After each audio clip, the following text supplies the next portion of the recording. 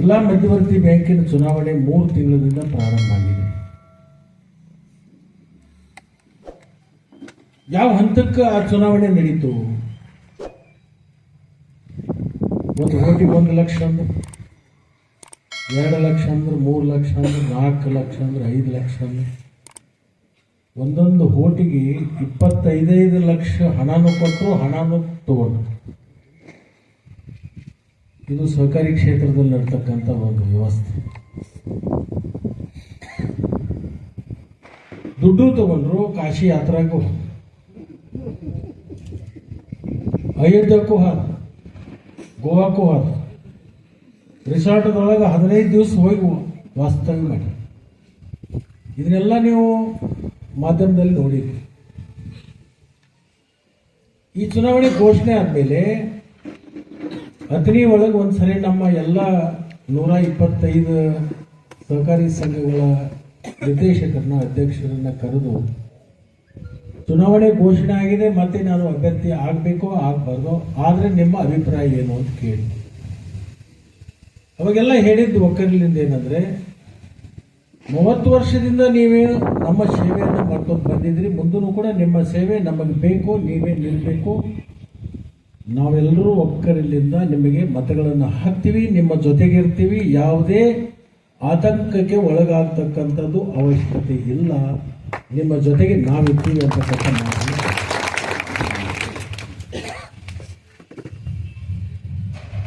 ಚುನಾವಣೆಗೆ ನಿಂತೆ.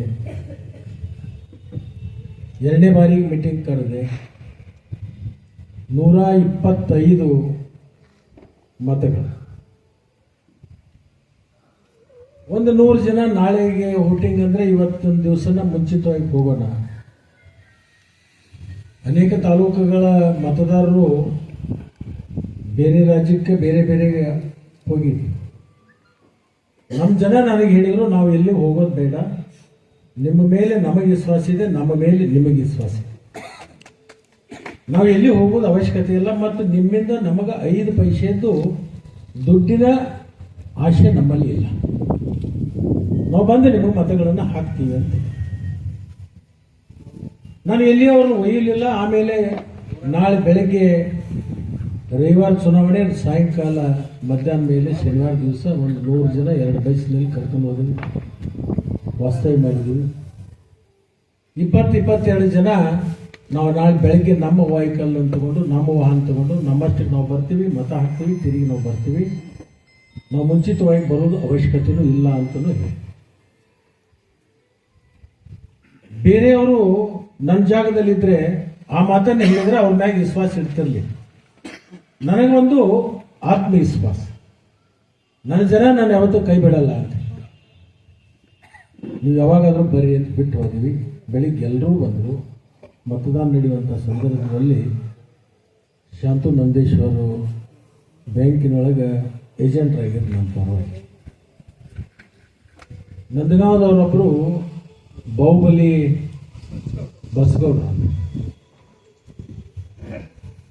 ಶಾಂತು ನಂದೇಶ್ವರ ಒಂದು ಮಾತಿದೆ, ನಿನ್ನೆ ನಮ್ಮ ಜೊತೆಗೆ ಬಂದರು, ರಾತ್ರಿ ಊಟ ಮಾಡಲಿಲ್ಲ, ಬೆಳಿಗ್ಗೆ ಉಪಹಾರನೂ ಮಾಡಿಲ್ಲ, ಹಾಗೆ ಇಲ್ಲಿ ಬಂದು ಮತ ಹಾಕಕ್ಕೆ ಬಂದಿದ್ದರು. ನಾನು ಅವ್ರಿಗೆ ಕಾಕ ಊಟನೂ ಮಾಡಲಿಲ್ಲಂತೆ ಮತ್ತು ಬೆಳಿಗ್ಗೆ ಉಪಹಾರವೂ ಮಾಡಲಿಲ್ಲಂತೆ, ಈ ಊಟದ ವ್ಯವಸ್ಥೆ ಮಾಡಿದ್ದೀವಿ, ಹೋಗಿ ಈ ಮತ ಹಾಕಿರಿ, ಹೋಗಿ ಊಟ ಮಾಡಿರಿ. ಅವನ ಮಾತು, ನಮ್ಮದು ಒಬ್ಬ ಸಂಬಂಧಿಕರ ಮನೆ ಅದ, ಅವ್ರಿಗೆ ಫೋನ್ ಮಾಡಿ ಹೇಳಿದ್ದೀನಿ, ಅಲ್ಲಿ ಊಟಕ್ಕೆ ಬರ್ತಾನೆ ಅಂತ, ಅಲ್ಲಿ ಊಟಕ್ಕೆ ಹೋಗ್ತೀನಿ. ನಾನು ಇನ್ನೊಂದು ಯಾವಾಗಲೇ ಒಂದು ಸರಿ ನಿಮ್ಮ ಮನೆಗೆ ಬಂದು ಊಟ ಮಾಡ್ತೀನಿ. ಇವತ್ತು ನಿಮಗೆ ಮತ ಹಾಕಿದ್ದೀನಿ, ಇವತ್ತು ನಿಮ್ಮದು ಊಟ ಮಾಡಿದ್ರೆ ನಿಮ್ಮ ಕಡೆಯಿಂದ ನಾನು ಏನೋ ಪಡ್ಕೋನಿ ಅಂತಕ್ಕಂಥ ನನ್ನ ಮನಸ್ಸು ಒಪ್ಪೋದಿಲ್ಲ ಅಂತಕ್ಕಂಥ ಮಾತನ್ನು ಅವರು 122 ಜನರು ಬೇರೆ ಕಡೆ 5 ಲಕ್ಷ, 10 ಲಕ್ಷ, 20 ಲಕ್ಷ, 25 ಲಕ್ಷ ರೂಪಾಯಿ ಹಣ ತಗೊಂಡು ಮತ ಹಾಕಿದ್ರು. ಆದರೆ ನನ್ನ ಕ್ಷೇತ್ರದಲ್ಲಿ ಇರ್ತಕ್ಕಂಥ ಒಬ್ಬ ಮತದಾರರು ಕೂಡ 122 ಜನರಲ್ಲಿ ಒಬ್ಬ ಕೂಡ 1 ಪೈಸೆನೂ ಕೂಡ ಹಣ ತಗೊಳ್ಳಾರದೆ ನನ್ನ ಜೊತೆಗೆ ಬಂದು ಮತದಾನವನ್ನು ಮಾಡಿ ನನ್ನನ್ನು 120 ಮತಗಳನ್ನು ಹಾಕಿ ವಿರೋಧ ಪಕ್ಷದವ್ರಿಗೆ ಕೇವಲ 3 ಮತಗಳನ್ನು ಕೊಟ್ಟಿರ್ತಕ್ಕಂಥ ಅಥಣಿ ತಾಲೂಕಿನ ಜನ ಎಂಥವ್ರು ಅಂತಂದರೆ, ವಕೀಲರನ್ನ ಹೇಳ್ತೀನಲ್ಲ, ನಮ್ಮಂಥವ್ರು ಪಡ್ಕೊಂಡದ್ದು ಪುಣ್ಯ ಅಲ್ಲ, ಇಂಥವ್ರನ್ನ ಪಡ್ಕೊಂಡಿರ್ತಕ್ಕಂಥ ಮತದಾರ ನನಗೆ ಸಿಕ್ಕಿರಲ್ಲ, ನನ್ನ ಪೂರ್ವ ಜನ್ಮದ ಪುಣ್ಯದ ಫಲ ಮತ್ತು ಇಂಥವ್ರನ್ನ ಪಡ್ಕೊಂಡಿದ್ದೆ ನಾವು ಪುಣ್ಯವಂತರು ಅಂತಕ್ಕಂಥ ಮಾತನ್ನು ನಾನು ಹೇಳಬೇಕಾಗ